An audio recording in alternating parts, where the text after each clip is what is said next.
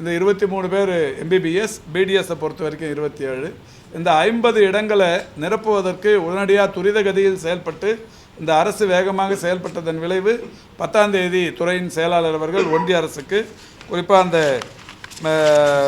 ஒன்றிய அரசு நிர்வாகத்துக்கு இது சம்பந்தமாக கடிதம் எழுதி ஒப்புதலை பெற்று இந்த மெடிக்கல் கவுன்சிலிங் கமிட்டிக்கு வந்து எம்சிசி என்று சொல்லப்படுகிற மெடிக்கல் கவுன்சிலிங் கமிட்டிக்கு கடிதத்தை எழுதி அவங்களும் ஒரு வாரத்துக்குள்ளாகவே ஒப்புதலையும் தந்து 20ஆம் தேதியிலிருந்து 23ஆம் தேதி வரைக்கும் அது நடத்தப்பட போகுது.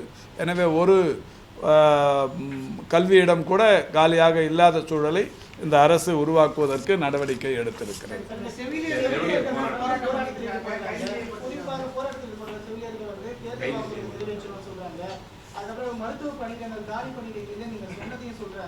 இல்லை இப்போவும் சொல்கிறேங்க, இதில் காலி பணியிடங்கள் இருந்தால் அவங்கெல்லாம் இதில் உள்ளே வரலாம். காலி பணியிடங்கள் இல்லைங்கிறது தான் உண்மை. அதாவது இல்லை, உருவாக்கப்படுறதுங்கிறது அதாவது சூழலுக்கு ஏற்ற மாதிரி, அதாவது உருவாக்கப்படுறதுங்கிறது வர்ற பயனாளர்களோட எண்ணிக்கை அதெல்லாம் பொறுத்து. இப்போ இந்த அரசு பொறுப்பேற்றதற்கு பிறகு 11 மருத்துவக் கல்லூரிகள் திறந்ததுக்கு அப்புறம் 1200 ஒரே நேரத்தில் 1200 புதிய பணியிடங்கள் உருவாக்கப்பட்டு அதற்கு அவங்களுக்கெல்லாம் வேலை கொடுத்துருக்கு. இதில் பார்த்திங்கன்னா இப்போ இந்த செவிலியர்களை பொறுத்த வரைக்கும் அவங்கள யாரையும் வந்து இந்த அரசு புறக்கணிக்கணுங்கிற அந்த நோக்கம் கொஞ்சமும் கூட இல்லை. இவங்க வந்து இன்றைக்கி புதுசாக இந்த அரசு வந்ததுக்கப்புறம் வேலைக்கு வந்தவங்க இல்லை. இவங்க ஏறத்தாழ ஒரு 8-9 ஆண்டு காலமாக இங்கே பணியாற்றி கொண்டிருப்பவர்கள். வேலைக்கு வரும்போதே இந்த ஒப்பந்த செவிலியர்கள் அப்பாயின்மெண்ட் ஆர்டரில் என்ன எழுதி அப்பாயின்மெண்ட் ஆர்டர் என்ன வாங்கிக்கின்னு வராங்க அப்படின்னு சொன்னால், அதை இப்போ சொல்கிறது வெளியில் என்ன வேணாலும் சொல்லலாம். ஆனால் அப்பாயின்மெண்ட் ஆர்டரில் அவங்க என்னத்துக்காக ஒத்துக்குன்னு இந்த வேலைக்கு வந்திருக்கிறாங்க அப்படின்னு சொன்னால், he cannot claim as a right for regular post in the time scale or time scale of pay on completion of 2 years of service. 2 வருஷத்தில் வேலைக்கு சேர்ந்த உடனே அவங்க வந்து டைம் ஸ்கேலில் எங்களை சேர்க்கணுன்னு உரிமை கொண்டாட முடியாது. He will be observed into regular time scale of pay as and when vacancies arise according to the seniority of selection.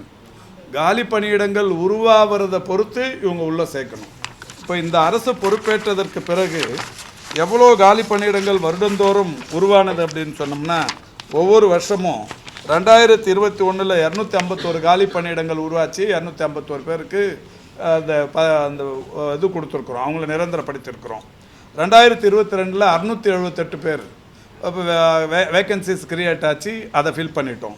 2023 489 பேர் 489 பேருக்கான வேக்கன்சிஸை கிளியர் பண்ணிட்டோம், ஃபில். 2024 இந்த புதிதாக உருவான மருத்துவக் கல்லூரிகள் 11க்கும் சேர்த்து 1694 செவிலியர்களுக்கு அந்த நிரந்தரப்படுத்தப்பட்டு விட்டது. இதெல்லாமே நாம் ஒவ்வொரு தடவையும் நிகழ்ச்சி நடத்தி அதற்கான ஆணைகளை தொடர்ச்சியாக கொடுத்துட்டு வரோம்.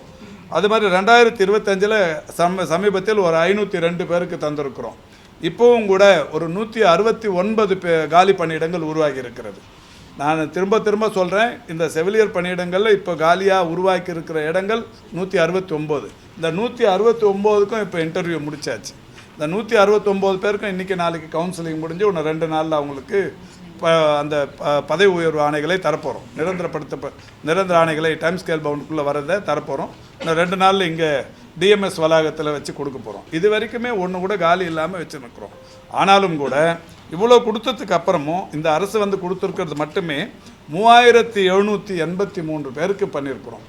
இது இன்றைக்கி நேற்றுக்கு உருவானதில்லை, 8 வருஷமாக 9 வருஷமாக இருந்து வருது. இதில் 3783 பேருக்கு பண்ணியிருக்கிறோம்.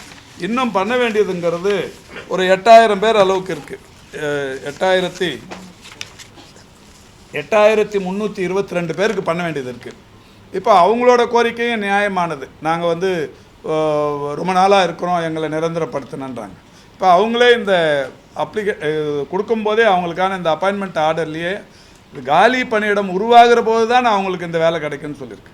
இப்போ அவங்க குற்றம் சாட்டுறது ஏதாவது காலி பணியிடம் இருந்து எங்களை நீங்கள் நிரந்தரப்படுத்தலைன்னு சொன்னால் தவறு. உடனடியாக துறையில் உத்தரவிட்டு அன்றைக்கே பண்ண சொல்லிடுவோம். காலி பணியிடங்களே இல்லைங்கிற ஒரு சூழ்நிலை உருவாக்கி வச்சுருக்கிறோம். இப்போவுமே 169 காலியாக இருந்தது, 169க்கு ஆர்டர் ரெடி பண்ணியிருக்கிறோம். இப்படிப்பட்ட சூழ்நிலையில் போராட்டங்கள் நடத்துறத வந்து ஜனநாயக உரிமை, அதில் வந்து தப்பு சொல்ல முடியாது.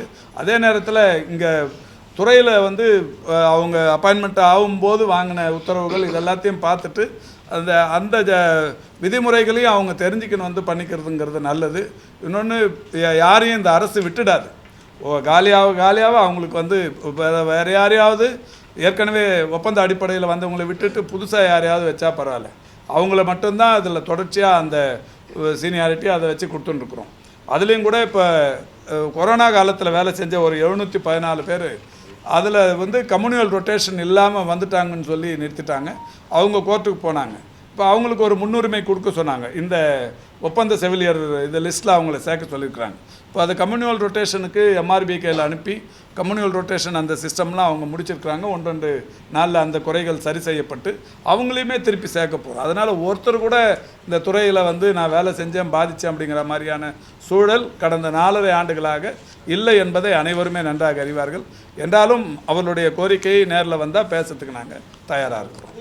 செய்திகளை உடனுக்குடன் தெரிந்து கொள்ள கீழ்கண்ட கேபிள் மற்றும் DTH நெட்வொர்க்குகளில் எம்நாடு செய்தி தொலைக்காட்சியை காணுங்கள்.